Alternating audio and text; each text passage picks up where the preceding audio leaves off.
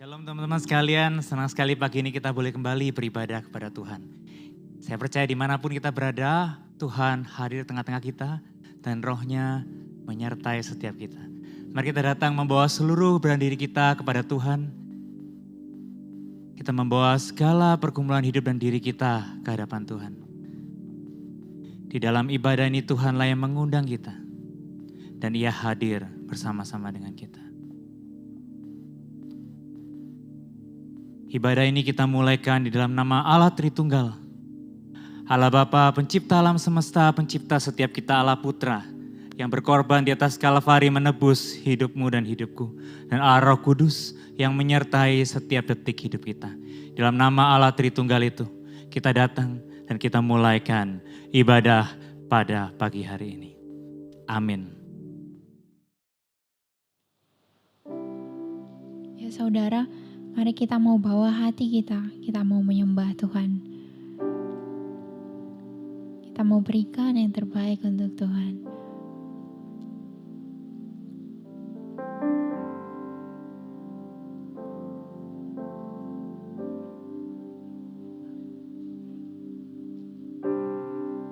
When the music fades, all is stripped away. And I simply come, longing just to bring something that's a food that will bless your heart. I'll bring you more than a song, for a song in itself is not what you have required. You search much deeper within, through the way things appear. You're looking into my heart. I'm coming back to the heart of worship. And it's all about you. It's all about you, Jesus. I'm sorry, Lord, for the things I've made it. When it's all about you. It's all about you, Jesus. Sekali lagi kita ucapkan lagu ini dengan lebih bersungguh-sungguh. King of endless world, no one could express how much you deserve.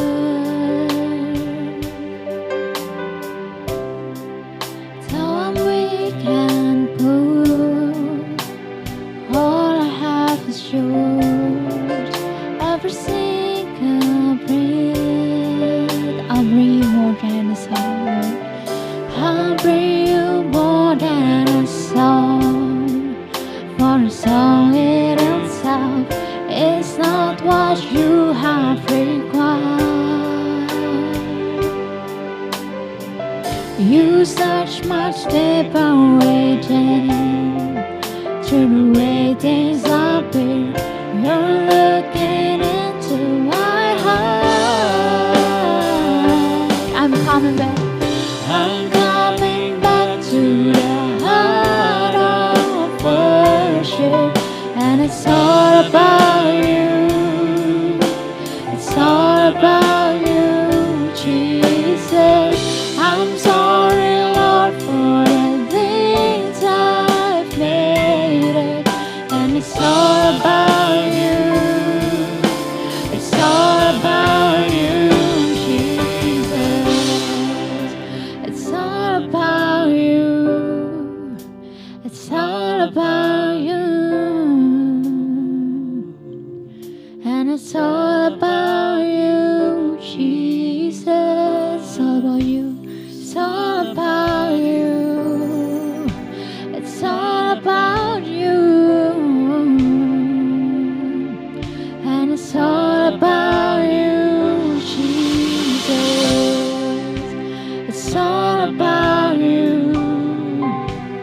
It's all about you.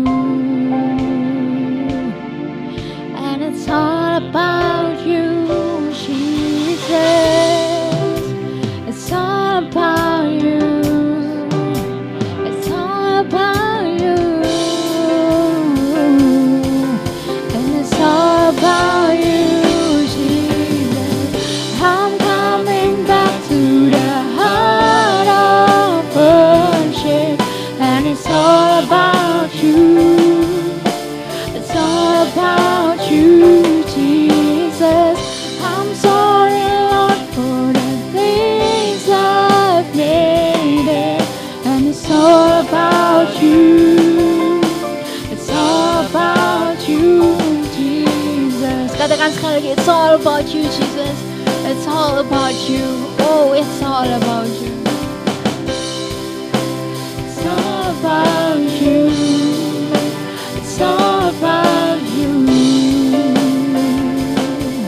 And it's all about you, Jesus. It's all about you. It's all about you. And it's all about you, Jesus. Ya saudara, mari kita satukan hati kita. Kita mau beri kemuliaan yang terbaik untuk Tuhan kita. Kita mau puji namanya, Raja di atas segala raja.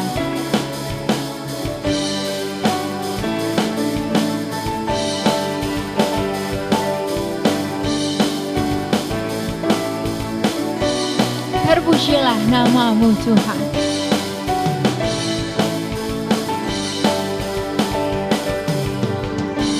Terpujilah namamu Tuhan. Kuat dan penuh kemuliaan. Satu suara kami nyatakan, kebesaran-Mu tetap selamanya. Terpujilah namamu Tuhan. Ajaib dan penuh keagungan. Satu hati kami nyatakan, kerajaan-Mu kekal selamanya. Oh, oh, Engkaulah Raja atas dunia, yang menghancurkan kutub dan membebaskan jiwa. Kami bersorak, bertepuk tangan.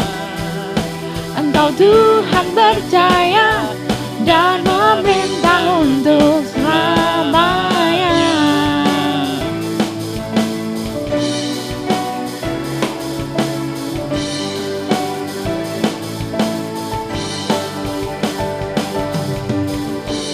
Terpujilah namamu Tuhan. Ajaib dan penuh keagungan. Satu hati kami nyatakan, kerajaan-Mu kekal selamanya.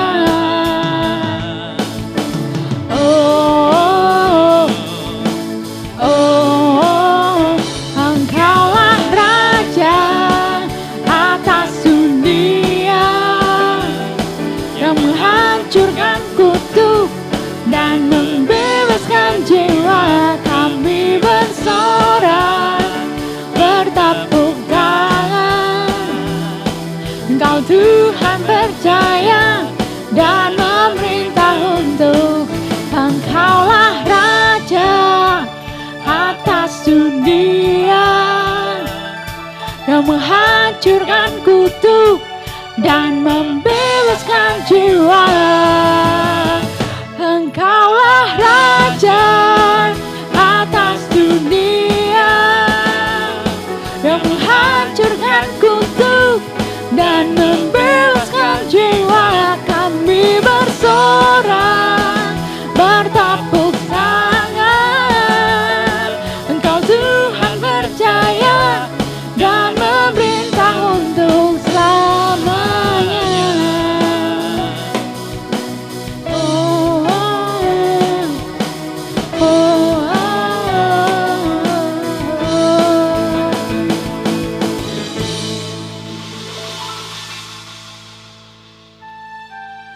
Saudara, hanya dalam Tuhanlah tak ada ketakutan dan tak ada keraguan.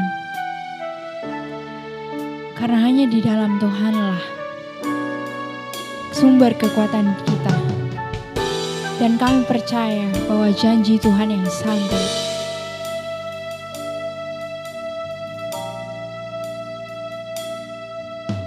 Sungguh besar setiamu,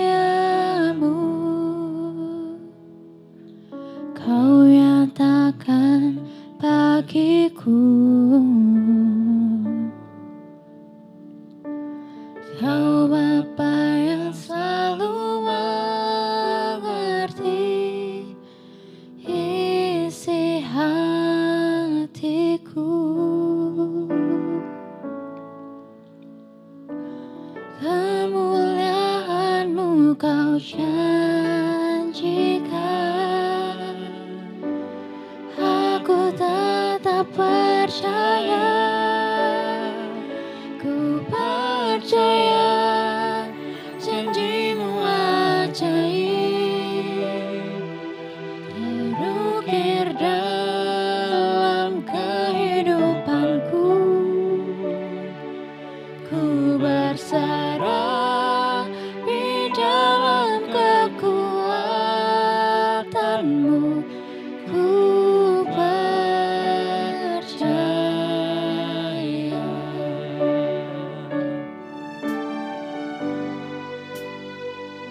Sungguh besar Bapa setiamu. Sungguh besar setiamu, Kau nyatakan bagiku. Kau Bapa yang selalu mengerti isi hatiku. Kemuliaan-Mu Tuhan, kemuliaan-Mu Kau janjikan,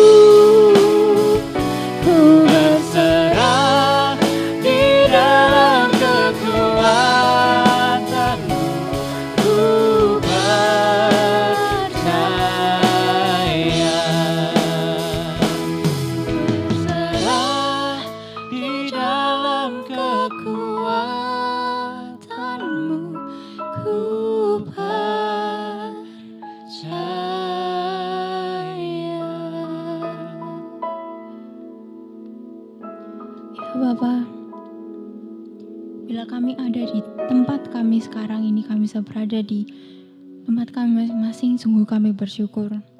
Karena itu semua berkat kemurahan-Mu dan kebaikan-Mu. Ya Bapa, Kau yang tahu hari-hari kami yang jalani. Engkau yang tahu Tuhan setiap pergumulan kami.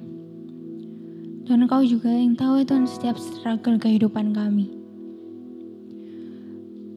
Tuhan, sungguh setiap hari yang kami lewati kadang terasa begitu sulit bagi kami. Tuhan, kami percaya akan janji-Mu. Kami percaya akan kekuatan-Mu ya Tuhan. Karena bagi Engkau tiada yang mustahil.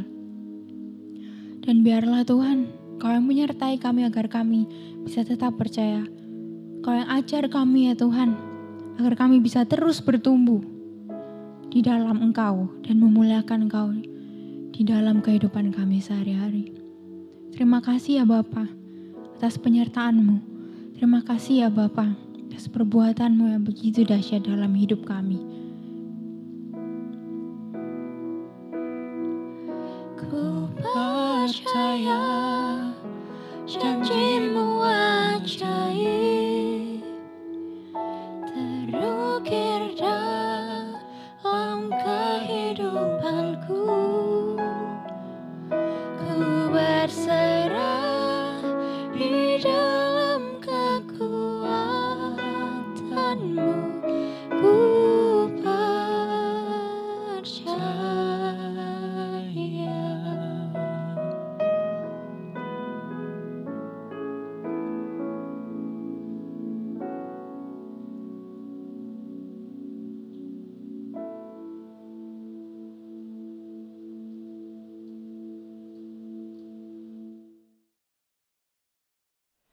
Shalom teman-teman yang terkasih, selamat pagi. Kita kembali lagi mau mendengarkan, merenungkan, dan mempelajari firman Tuhan pada pagi hari ini. Namun sebelumnya kita mau berdoa terlebih dahulu.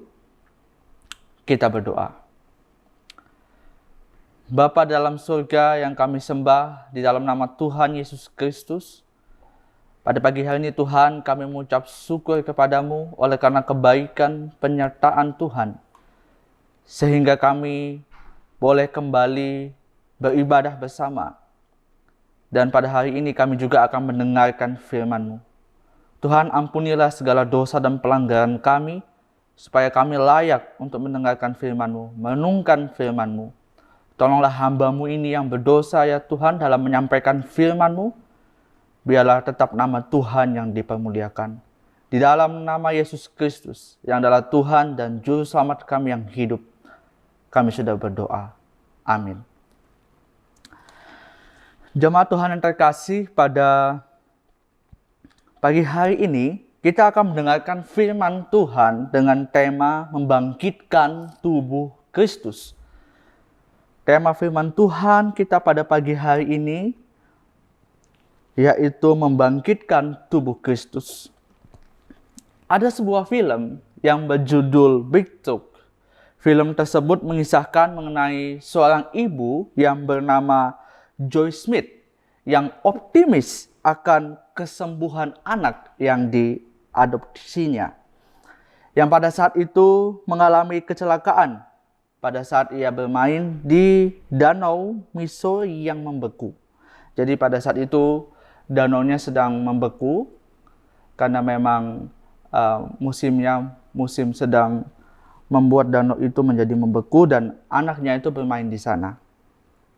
Nama anak yang diadopsi oleh Joy Smith adalah John. Kecelakaan yang dialami oleh John membuat ia mengalami kritis di rumah sakit selama berhari-hari. Akan tetapi sang ibu selalu berdoa dan berharap kepada Tuhan akan kesembuhan anaknya. Dalam film tersebut, ternyata bukan hanya ibunya yang berdoa dan berharap akan kesembuhan John. Jadi bukan ibunya saja. Namun ada papa angkatnya, ada pendetanya, ada teman-temannya, ada lingkungan yang di sekitarnya, tetangganya, mendoakan dan berharap kepada Tuhan akan kesembuhan John. Singkat cerita, John sembuh dari masa-masa kritisnya dan dapat kembali beraktivitas seperti biasa. Melalui kisah tersebut, ada satu poin penting yang menarik. Poin penting yang menarik tersebut adalah kehadiran maupun doa daripada teman-temannya, pendetanya, bahkan orang-orang yang ada di sekitarnya yang mendukung kesembuhan John. Jadi, kita dapat memahami bahwa mereka sangat memiliki rasa empati terhadap situasi yang dialami oleh John dan keluarganya. Teman-teman yang terkasih, pada saat ini kita juga akan merenungkan firman Tuhan mengenai menjadi seorang anak Tuhan yang hidupnya saling mengasihi dan mendukung satu sama lain, tanpa membeda-bedakan suku, ras, dan budaya orang tersebut. Dan itu menjadi sebagai wujud dari satu tubuh di dalam Kristus. Marilah kita terlebih dahulu membuka Alkitab dan membaca Alkitab kita dari surat 1 Korintus pasal 12 ayat 12 sampai 27. Surat 1 Korintus pasal 12 ayat 12 sampai 27. Saya akan membacakannya untuk teman-teman sekalian. Karena sama seperti tubuh itu satu dan anggota-anggotanya banyak. Dan segala anggota itu sekalipun banyak merupakan satu tubuh. Demikian pula Kristus. Sebab dalam satu roh kita semua, baik orang Yahudi maupun orang Yunani, baik budak maupun orang merdeka, telah dibaptis menjadi satu tubuh, dan kita semua diberi minum dari satu roh. Karena tubuh juga tidak terdiri dari satu anggota, tetapi atas banyak anggota. Andai kata kaki berkata, karena aku bukan tangan, aku tidak termasuk tubuh. Jadi benarkah ia tidak termasuk tubuh? Dan andai kata telinga berkata, karena aku bukan mata, aku tidak termasuk tubuh. Jadi benarkah ia tidak termasuk tubuh? Andai kata tubuh seluruhnya adalah mata, di manakah pendengaran? Andai kata seluruhnya adalah telinga, di manakah penciuman? Tetapi Allah telah memberikan kepada anggota masing-masing secara khusus suatu tempat pada tubuh seperti yang dikehendakinya. Andai kata semuanya adalah satu anggota, di manakah tubuh? Memang ada banyak anggota, tetapi hanya satu tubuh. Jadi mata tidak dapat berkata kepada tangan, aku tidak membutuhkan engkau. Dan kepala tidak dapat berkata kepada kaki, aku tidak membutuhkan engkau. Malahan justru anggota-anggota tubuh yang nampaknya paling lemah yang paling dibutuhkan. Dan kepada anggota-anggota tubuh yang menurut pemandangan kita kurang terhormat, kita berikan penghormatan khusus. Dan terhadap anggota-anggota kita yang tidak elok, kita berikan perhatian khusus. Hal itu tidak dibutuhkan oleh anggota-anggota kita yang elok. Allah telah menyusun tubuh kita begitu rupa, sehingga kepada anggota-anggota yang tidak mulia diberikan penghormatan khusus, supaya jangan terjadi perpecahan dalam tubuh, tetapi supaya anggota-anggota yang berbeda itu saling memperhatikan. Karena itu, jika satu anggota menderita, semua anggota turut menderita. Jika satu anggota dihormati, semua anggota turut bersukacita. Kamu semua adalah tubuh Kristus, dan kamu masing-masing adalah anggotanya. Demikianlah firman Tuhan. Sebelum jauh ke dalam pembahasan mengenai perikop tersebut, saya akan menjelaskan terlebih dahulu latar belakang surat 1 Korintus maupun latar belakang perikop yang sudah kita baca. Dalam surat 1 Korintus pasal 1 ayat yang ke-1, kita buka Alkitab kita, 1 Korintus pasal 1 ayat yang ke-1, saya akan bacakan untuk teman-teman sekalian. Dari Paulus yang oleh kehendak Allah dipanggil menjadi Rasul Kristus Yesus, dan dari Sostenes saudara kita. Jadi kita dapat memahami bahwa penulis daripada surat 1 Korintus adalah Paulus. Selanjutnya dalam surat 1 Korintus pasal 1 ayat 10, surat 1 Korintus pasal 1 ayat 10 dikatakan, "Tetapi aku menasihatkan kamu, saudara-saudara, demi nama Tuhan kita Yesus Kristus, supaya kamu seia sekata dan jangan ada perpecahan di antara kamu, tetapi sebaliknya supaya kamu erat bersatu dan sehati sepikir." Jadi kita dapat memahami bahwa situasi jemaat Tuhan di Korintus sedang mengalami perpecahan. Lalu kita mau melihat lagi di dalam surat 1 Korintus pasal 1 ayat yang ke-12. Demikian, "Yang aku maksudkan ialah bahwa kamu masing-masing berkata, aku dari golongan Paulus, atau aku dari golongan Apolos, atau aku dari golongan Kefas, atau aku dari golongan Kristus." Jadi kita dapat memahami bahwa penyebab perpecahan di jemaat Korintus adalah perbedaan aliran ataupun perbedaan golongan. Ada golongan Paulus, golongan Apolos, golongan Kefas. Kefas itu berarti Petrus. Dengan demikian kita dapat memahami bahwa surat 1 Korintus pasal 12 ayat 12 sampai 27 adalah nasihat Tuhan kepada jemaat Tuhan yang ada di Korintus. Nasihat dari Tuhan yang Tuhan pakai Paulus untuk menasihatkan jemaat Tuhan yang ada di Korintus, supaya mereka hidup di dalam persatuan maupun persaudaraan sebagai murid Yesus Kristus dan di dalam Yesus Kristus. Jadi inilah yang merupakan salah satu latar belakang dari surat 1 Korintus secara keseluruhan maupun surat 1 Korintus pasal 12 ayat 12 sampai 27.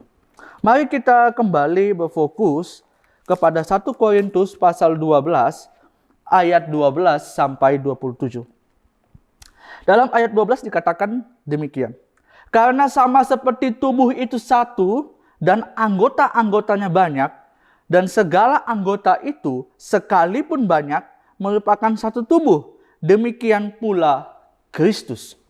Jadi hal tersebut dapat diumpamakan sama seperti tubuh kita, ya. Tubuh kita ini satu, ya. Tubuh kita ini satu, namun memiliki anggota-anggota tubuh, yaitu ada kepala, ada leher, ada tangan, ada badan, pinggang, kaki. Itulah anggota-anggota tubuh kita.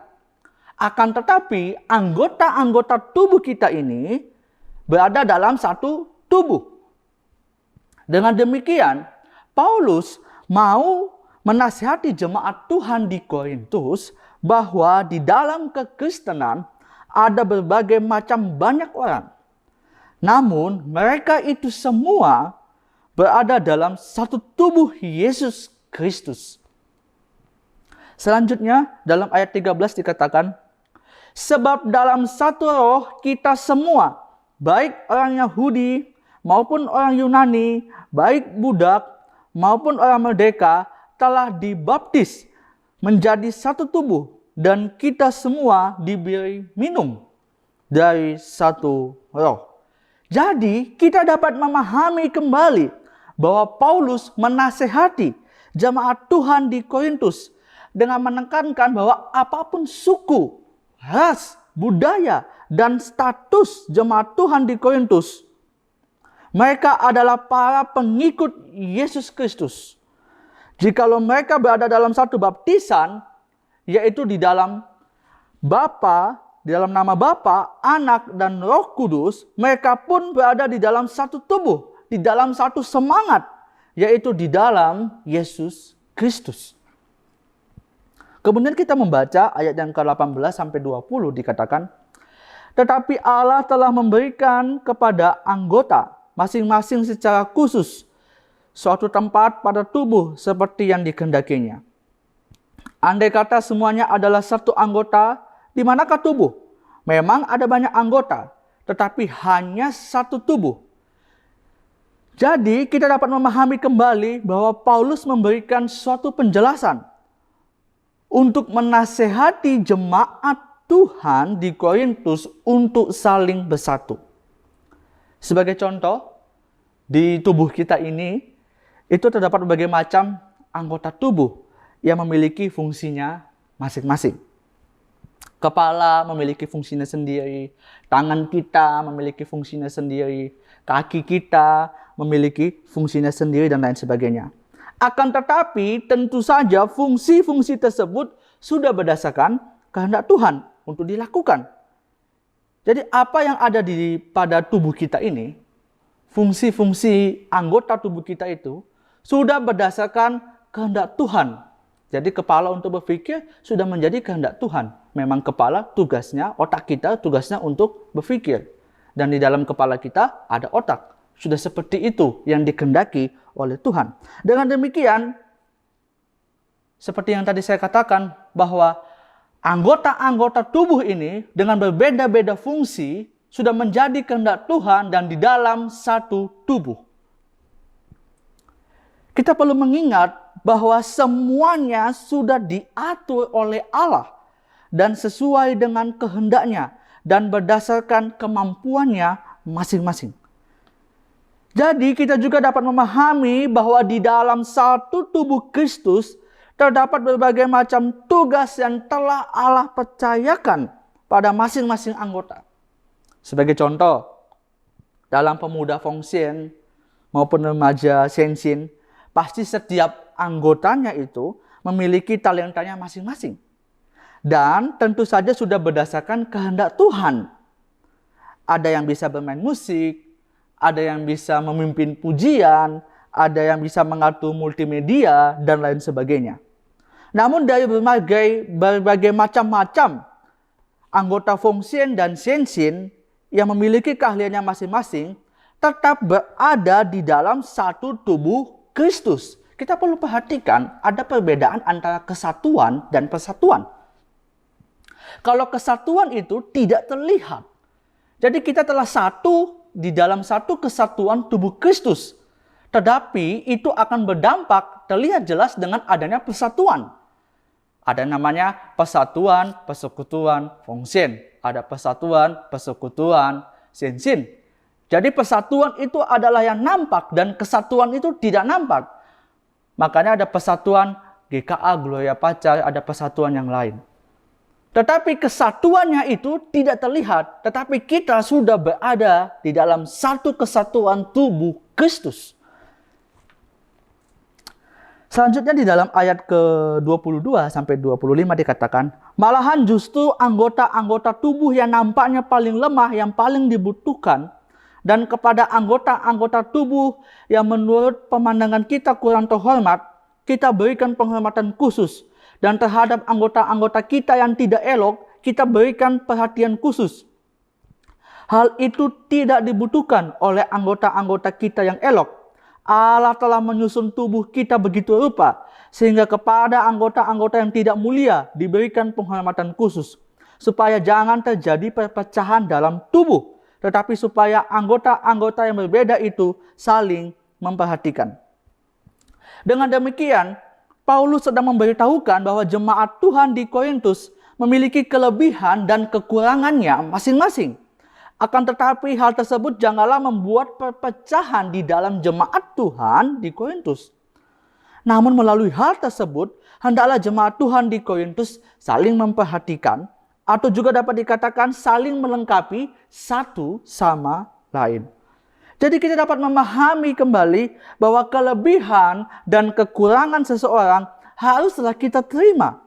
Dan jikalau kita sudah menerimanya, maka kita haruslah untuk menolongnya, memperlengkapinya, dan memperhatikannya. Kemudian di dalam ayat yang ke-26 sampai 27 dikatakan, karena itu, jika satu anggota menderita, semua anggota turut menderita. Jika satu anggota dihormati, semua anggota turut bersukacita. Kamu semua adalah tubuh Kristus, dan kamu masing-masing adalah anggotanya. Saya jadi teringat akan slogan dalam kemiliteran, yaitu jiwa kosa, komando satu rasa. Slogan tersebut memiliki arti jiwa satu rasa dan satu asa dalam mencapai satu tujuan, atau biasa disebut rasa peduli dan sepenanggungan terhadap sesama kelompok. Dengan demikian, berkaitan dengan ayat yang baru saja kita baca, kita dapat memahami bahwa Paulus mengharapkan kiranya jemaat Tuhan di Korintus memiliki jiwa persaudaraan yang kuat.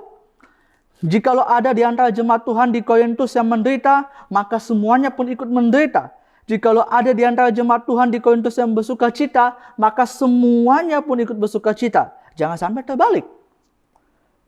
Kemudian Paulus menegaskan kembali, kamu semua adalah tubuh Kristus dan kamu masing-masing adalah anggotanya. Dengan demikian, ada beberapa poin penting yang dapat kita pelajari dan lakukan dalam kehidupan sehari-hari. Poin pertama adalah kita harus memahami bahwa di dalam satu tubuh Kristus terdapat berbagai macam suku, budaya, dan ras. Kemudian perbedaan tersebut berada dalam satu semangat, satu tubuh di dalam Yesus Kristus. Jadi, jikalau memahami hal tersebut, maka hendaklah kita dapat mengasihi sesama orang percaya tanpa membeda-bedakan suku, budaya, ras, maupun status. Kita tidak boleh rasis, khususnya terhadap orang-orang percaya, sesama kita, orang-orang Kristen. Karena kita berada dalam satu tubuh Kristus, sehingga kita mengasihi tanpa membeda-bedakan bentuknya, statusnya, budayanya, rasnya, sukunya, dan lain sebagainya. Dengan demikian, langkah praktis yang dapat kita lakukan di dalam pemuda Fongsian dan remaja Siensiennya itu adalah tetap saling mengasihi, tetap saling mendoakan, saling memperhatikan tanpa membeda-bedakan suku, budaya, ras, maupun status orang tersebut. Jika ada teman kita yang butuh didoakan, kita doakan. Tidak melihat sukunya, tidak melihat budayanya, tidak melihat rasnya. Kalau ada teman kita yang membutuhkan pertolongan, kita tolong. Tanpa melihat etnisnya apa. Karena kita berada dalam satu tubuh Kristus. Ini kita sedang berbicara tentang lingkupnya sebagai orang Kristen dan di dalam kekristenan. Lalu poin kedua adalah tidak iri hati terhadap talenta yang dimiliki oleh orang lain yang Tuhan percayakan kepada dirinya. Ingatlah penjelasan yang telah saya jelaskan tadi, bahwa Tuhan telah memberikan masing-masing tugas dan tanggung jawab kepada setiap orang sesuai dengan kehendaknya. Dengan demikian, marilah kita mengembangkan setiap talenta yang telah Tuhan percayakan kepada diri kita. Daripada kita nyinyirin orang ya, aduh talenta dia lebih oke, talenta saya nggak oke. Daripada kita nggak percaya diri. Lebih baik apa yang telah Tuhan berikan, talenta yang telah Tuhan percayakan untuk kita, kita kembangkan. Kalau belum menemukan, cari sampai dapat. Tuhan tidak mungkin tidak memberikan talenta kepada masing-masing orang percaya. Ada talenta yang telah Tuhan berikan. Tinggal kita apakah kita mau mencari dan mengembangkannya. Dengan demikian, langkah praktis yang dapat kita lakukan adalah menggunakan talenta kita yang Tuhan berikan untuk melayani Tuhan di gereja. Jangan sampai kita jago main musik, kita bisa untuk multimedia, kita bisa untuk memimpin pujian, kita tidak mau melayani Tuhan di gereja. Kita harus mengembangkan talenta kita. Dengan cara apa? Langkah praktisnya melayani Tuhan di gereja. Karena dari situ kita juga bisa saling belajar. Kalau ada yang kurang, kita bisa saling melengkapi dan lain sebagainya. Poin ketiga adalah menerima setiap kelebihan maupun kelemahan masing-masing orang percaya. Terkadang kita ini lebih menerima kelebihan orang lain daripada kita menerima kelemahan orang lain. Namun melalui firman Tuhan pada hari ini, kita mau belajar untuk mau menerima setiap kelebihan ataupun kelemahan orang lain. Dengan demikian, langkah praktis yang dapat kita lakukan adalah saling memperlengkapi satu sama lain.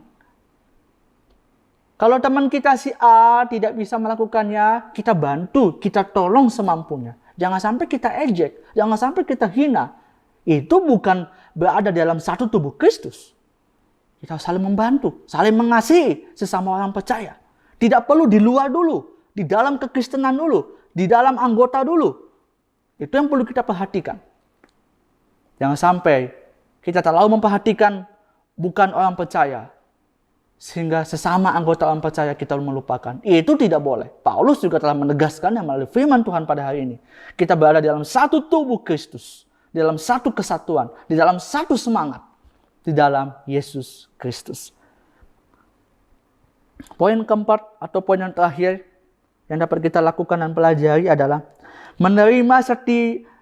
memiliki sikap empati terhadap satu sama lain. Poin keempatnya adalah memiliki sikap empati terhadap satu sama lain.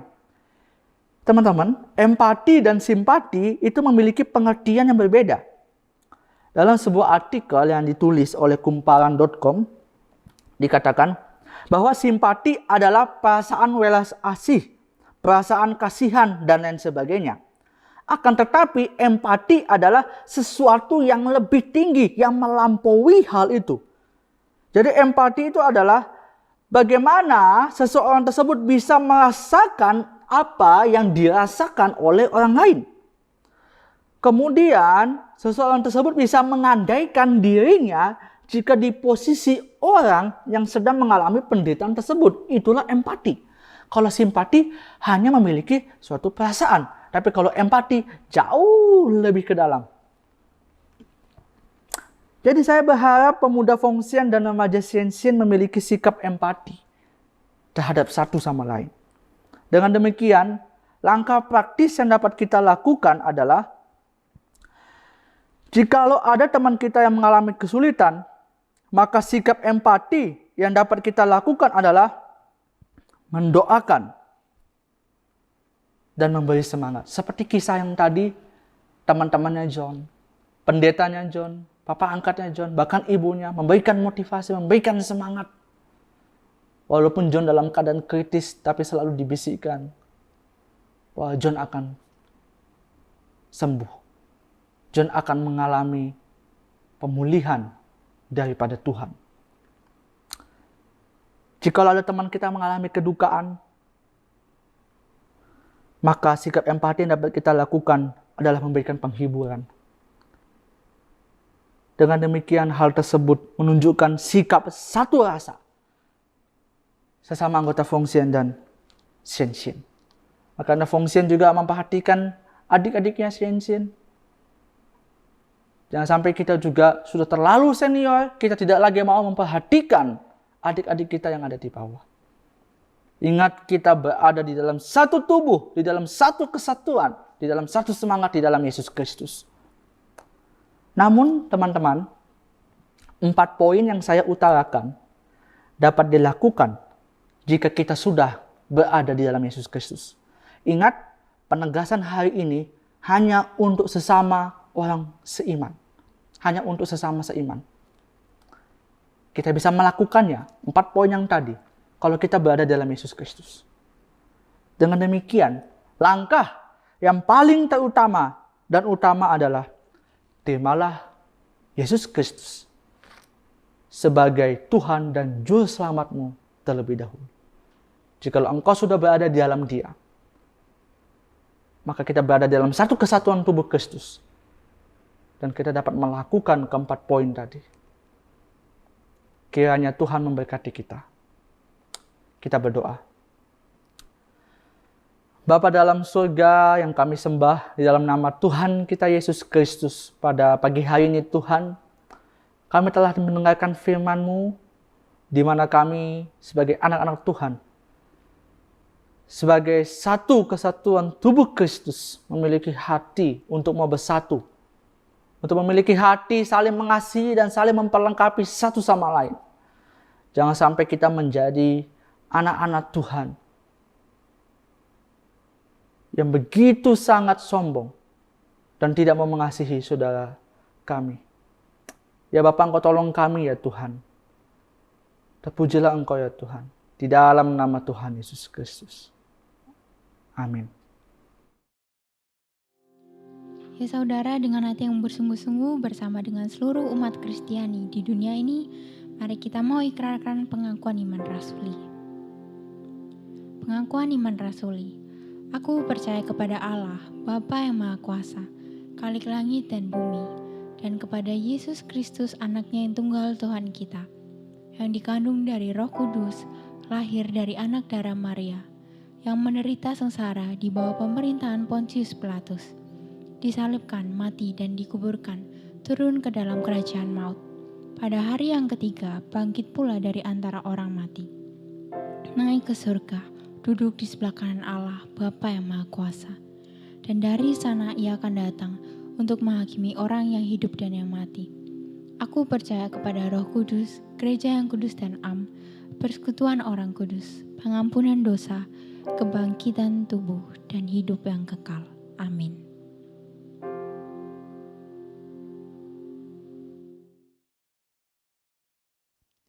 Kita bersyukur untuk ibadah yang telah kita lakukan bersama-sama. Kita percaya Tuhan boleh ada dan memberkati setiap kita. Mari kita saat ini bangkit berdiri, kita membawa seluruh diri kita. Ketika kita berdiri di hadapan Tuhan, kita bukan hanya melakukan sebuah aksi fisik, tetapi kita menyerahkan seluruh diri kita kepada Tuhan. Dan di akhir ibadah ini, mari kita mengakhiri dan mempersembahkan hidup kita kepada Tuhan. Kita menerima berkat daripada Tuhan. Ya Tuhan, inilah hidup kami Tuhan, anak-anak muda yang telah Engkau tebus, biar kami bersinar bagi Tuhan, kami hidup bagi Tuhan. Kami juga mengalami berbagai macam pergumulan sama seperti orang-orang yang lain Tuhan. Tapi kami dimampukan berkemenangan oleh karena Allah Roh Kudus yang senantiasa memegang hidup kami, yang memegang tangan kami, yang berjalan bersama dengan kami. Dan anugerah-Mu Tuhan Engkau curahkan dengan limpah di dalam hidup setiap kami setiap hari. Di dalam anugerah-Mu itulah kami saat ini berdiri dan kami memohonkan berkat daripada-Mu Tuhan. Biarlah berkat-Mu Tuhan mampukan kami hidup bagi Engkau, hidup bagi kemuliaan-Mu. Kami membawa hati kami, mengarahkan hati kami dan menerima berkat-Mu. Kiranya Tuhan memberkati Engkau dan melindungi Engkau. Tuhan menyinari Engkau dengan wajah-Nya dan memberi Engkau kasih karunia. Tuhan menghadapkan wajah-Nya kepadamu dan memberi Engkau damai sejahtera yang melampaui segala akal mulai saat ini sampai selama-lamanya. Amin. Demikianlah ibadah kita hari ini. Tuhan Yesus memberkati kita sekalian. Hiduplah bagi kemuliaan Tuhan. Angkat tanganku Yesus.